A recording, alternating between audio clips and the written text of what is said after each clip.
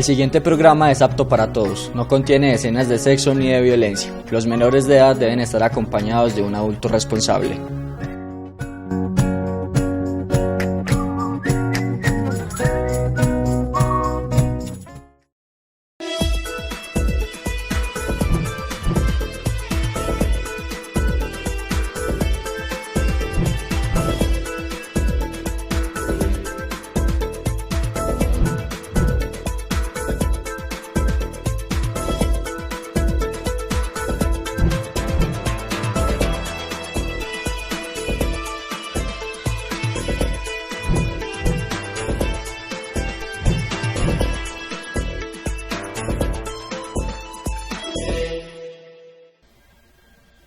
Buenas tardes, bienvenidos al programa Lo Nuestro. La Basílica Menor La Inmaculada Concepción fue construida el 20 de marzo de 1918 con piedra labrada traída de la cantera de la vereda Serranías del municipio de Jardín. Hoy hablaremos de 100 años de historia, 100 años de evangelización. Para eso nos acompaña el cura párroco Norberto Gallego Marín y también nos acompaña el presbítero Jesús Antonio. Buenas tardes. Padre Jesús Antonio, iniciemos hablando un poco sobre la historia. ¿Cómo es que se construye esta basílica, hoy mencionada basílica, y cómo fue el aporte de los jardineños para que hoy en día podamos contar con este espacio tan bonito? Bueno, pues la historia es tan amplia y hay tantos datos, tantas anécdotas. Lo más importante es que antes de la basílica existía una capilla grande, ¿no? Y una capillita, la primera fue pajiza, donde se celebró la primera misa, que era más o menos donde está el banco agrario. Ahí propiamente fue donde se celebró la primera misa, en una choza prácticamente. Y ya en el año 1918, con la venida del padre Barrera, se empezó la construcción de la basílica actual. Demoró su construcción 18 años, hasta el año 36. Esta época de la construcción de la basílica en Jardín es la época en que la iglesia es encargada de la educación y es encargada también de la salud, porque en ese tiempo no había Secretaría de Educación ni nada de estas organizaciones. Prácticamente la iglesia organizaba y fundaba las escuelas y los colegios, como fue aquí en Jardín con el padre Ezequiel Pérez. La construcción de la basílica fue encargado el padre Juan Nepomuceno Barrera, un sacerdote que nace en el municipio de Don Matías el 8 de noviembre del año 1876, más o menos.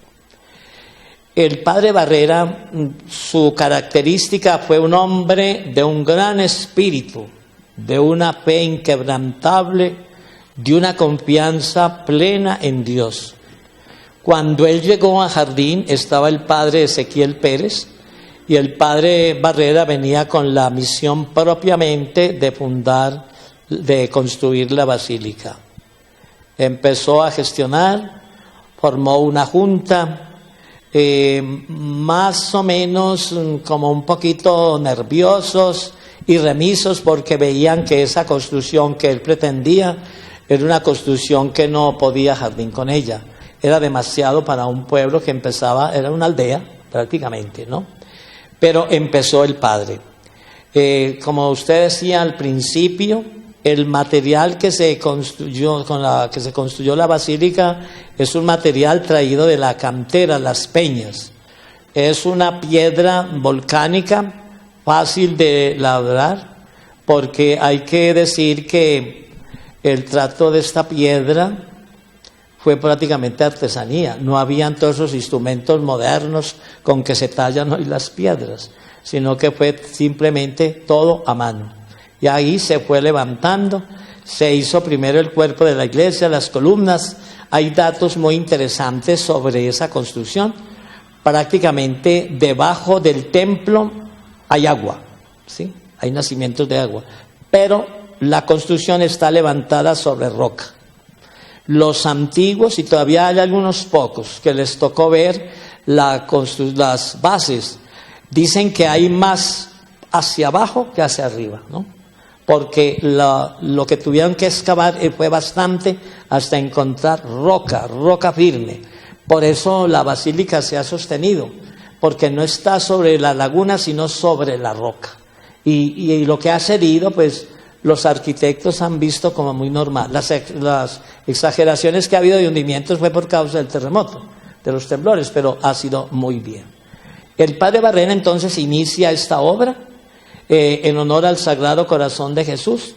Lo más importante que tenemos que mirar en este padre es lo que es su entusiasmo, su alegría, el hombre que se ideó las finanzas, el hombre que por todas partes acudió, tuvo recursos y luchó, se esforzó y logró esta construcción tan enorme, tan hermosa, que se puede decir que es un monumento patrimonio de la humanidad, según el doctor Álvaro Sierra.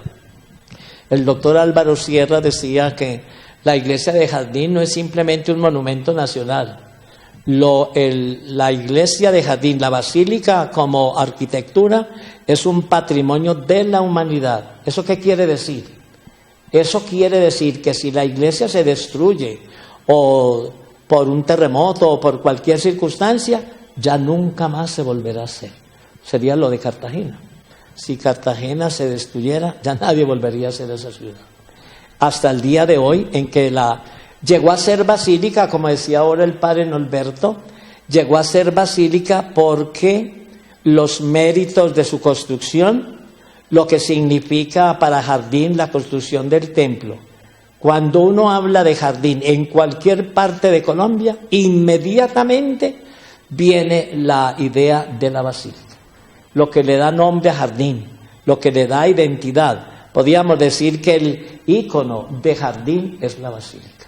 Y hasta el día de hoy, en que tenemos 100 años en que este templo ha sido para la gloria de Dios, en este templo se reúne el pueblo de Dios para escuchar a Dios, para alabar a Dios, como fue el templo de Jerusalén para los israelitas. Hoy para nosotros esta basílica es como el centro de nuestra historia y de nuestra intervención religiosa y también de nuestra vida social, cultural y política.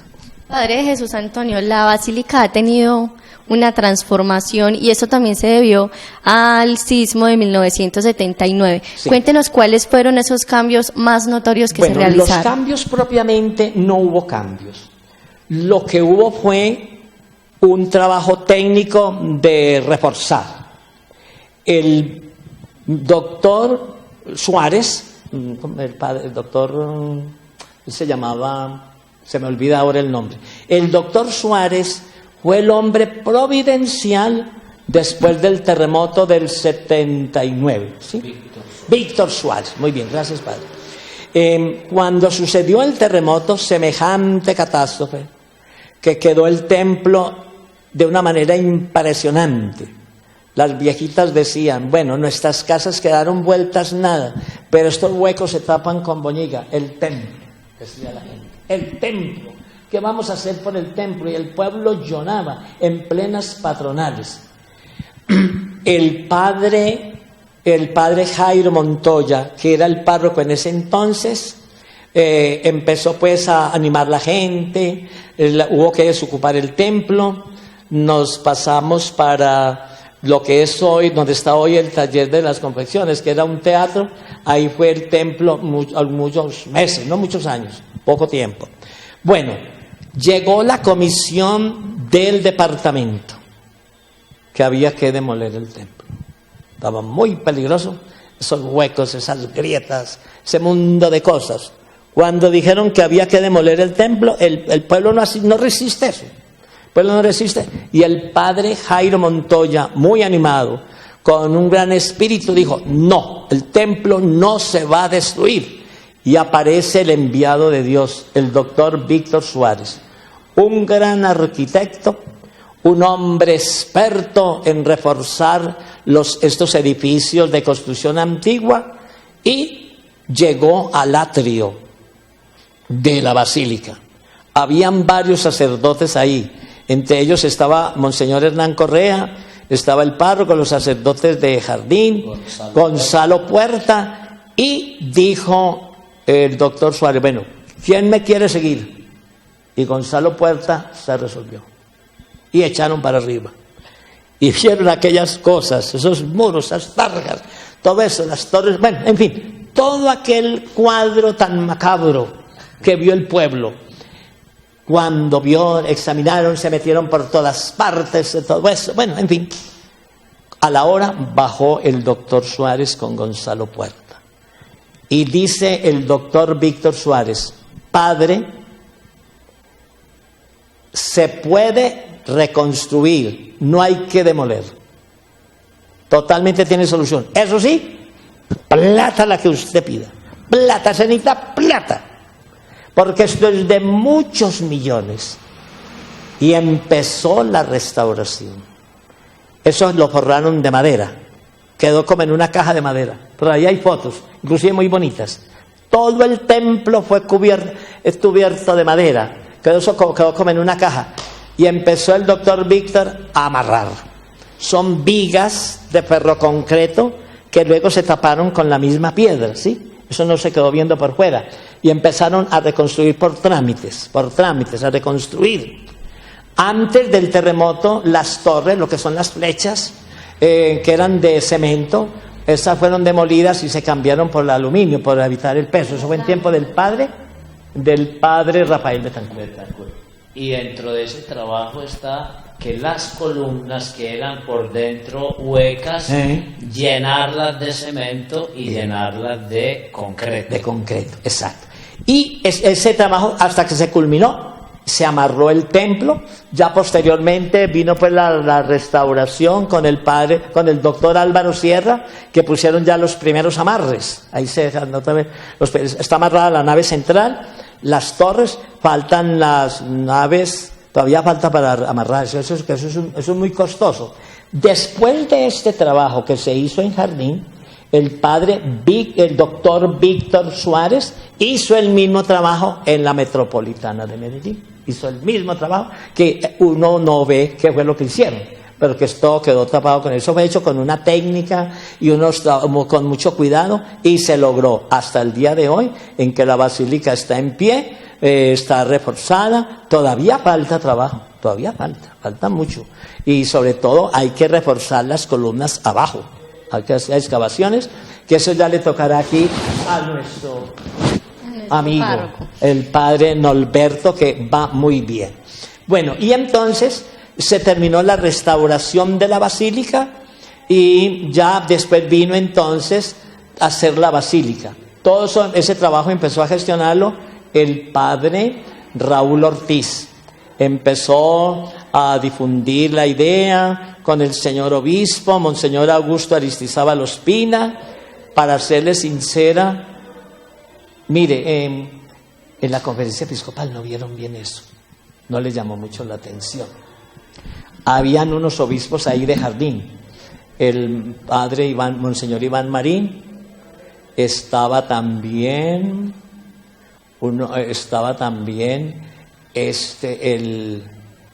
había otro obispo que trabajó mucho por esto aquí, pero que no es de aquí. Ay, se me fue. De todas maneras, hubo 3 obispos. Y Monseñor, el obispo de Jericó, sí, pues quiso y acogió la idea, pero a pesar, pues, como que no les gustó mucho, se trabajó y se logró conseguir el título de basílica. Y fue una gran fiesta muy especial y un día muy alegre para Jardín darle ese título de Basílica Menor. Bueno, esto es una fiesta, como usted lo menciona, una fiesta que no solo sea basílica, es también la celebración del centenario. Así. Entonces, párroco Norberto, cuéntenos qué se va a hacer en el municipio con el fin de que los visitantes y los jardineños puedan disfrutar también de estos 100 años.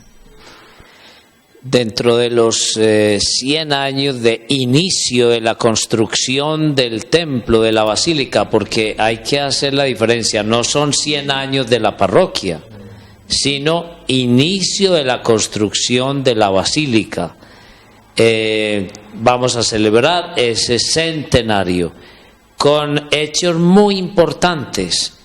el 1 de febrero vamos a traer a dos personajes grandes de Jardín, al padre Barrera y al padre Ezequiel de Jesús Pérez. No vamos a tener en esos cofres de madera que ya están listos los despojos mortales. Vamos a tener ahí es el empuje, el coraje, el tesón, el espíritu de desarrollo, de visión, de grandeza de un pueblo, de estos padres. Ahí va a reposar ese espíritu grande de estos de Jardín, que estamos haciendo las debidas motivaciones en el colegio a estos jóvenes, estas nuevas generaciones, que más que tener los restos es tener el espíritu de lo que fueron estos dos grandes de Jardín. Entonces, ¿qué se va a hacer? El primero, tenemos la recepción de los restos, pero más que de los restos, el espíritu de estos padres. A las 10 de la mañana, desde el convento, tenemos en carroza fúnebre, grande homenaje de la comunidad de Jardín, calle de honor con los establecimientos, especialmente el Colegio San Antonio, porque este colegio fue fundado por el padre Ezequiel Pérez, el padre de la educación en Jardín, que fundó 17 escuelas rurales, que fundó el Colegio San Antonio. Entonces, calle de honor de estos establecimientos. Va a haber también un desfile de niñas vestidas de blanco, las niñas que hicieron la primera comunión, llevando unas canasticas con pétalos de rosa para el homenaje a ellos. Y desde allí llegamos hasta la basílica para continuar con el programa. Bueno, son varios días donde se podrá disfrutar de una celebración muy acorde a la espiritualidad como tal de los jardineños, pero también se realizará como una exposición fotográfica, o ¿qué se realizará con respecto a estos personajes también? Días antes vamos a poner la oleografía de todos los párrocos de Jardín. Ya está lista esta exposición con una pequeña biografía de cada uno. Va a estar la exposición. Esperamos contar con los párrocos vivos de Jardín. El último párroco hacia atrás que está vivo es el padre Jairo Montoya. Después está el padre Raúl Ortiz. Luego está el padre Mario Agudelo. Después el padre Ángel José Pareja. Después el padre Fernando Restrepo. Son los últimos párrocos que están vivos y que hemos invitado especialmente para esta fiesta. Y va a haber la exposición desde el primer párroco, el padre Gómez Ángel, quien fue el fundador propiamente de Jardín, porque él fue el que visualizó este campo y le pidió luego al Indalecio que le donara los terrenos, pero propiamente la idea fue del padre Gómez Ángel. Entonces tenemos esa exposición de todas las fotografías de los párrocos ahí en la basílica. Bueno, entonces es la invitación para que los jardineños y los visitantes, quienes están disfrutando de este programa, también se acerquen durante estos días a esta celebración. Muy bien, y quisiera hacer una invitación a todo el pueblo de Jardín. Es un momento único, histórico. Vamos a prepararnos con todo el sentido de fe, de alegría para este acontecimiento. ¿Cómo nos vamos a preparar? En primer lugar, con la acción de gracias a Dios por estos grandes personajes de Jardín. Una invitación al pueblo de Jardín. Vamos a izar la bandera de Jardín esos días, porque son los grandes de Jardín. Vamos a izar la bandera, una invitación ese día al comercio. cuando estemos entrando con este gran homenaje, con estos dos grandes de jardín, que ojalá pues no haya gente sentada ahí en las mesas con sus refrescos o con las aromáticas y los tintos, que haya todo un hecho de alegría y de respeto, que se pongan de pie, que no sigan como indiferentes, que no esté el comercio con músicas distintas, todos en función de este gran acontecimiento. También vamos a pedir que en la medida de lo posible los jardineños vayan con un traje, las señoras y los señores, un traje oscuro. Puede ser las señoras vestido negro o blusa blanca, que sean esos dos de homenaje a ellos. No va a ser propiamente un funeral, porque es también un momento de alegría, pero compaginamos los dos hechos. En el hecho solemne, clásico, porque vamos a traer los despojos mortales en unos vehículos antiguos, clásicos, que vienen desde allá, desde el convento hasta la basílica. Y Jardín sabe hacer estos acontecimientos con mucho tesón, con mucha gallardía, con mucha cultura, con clase.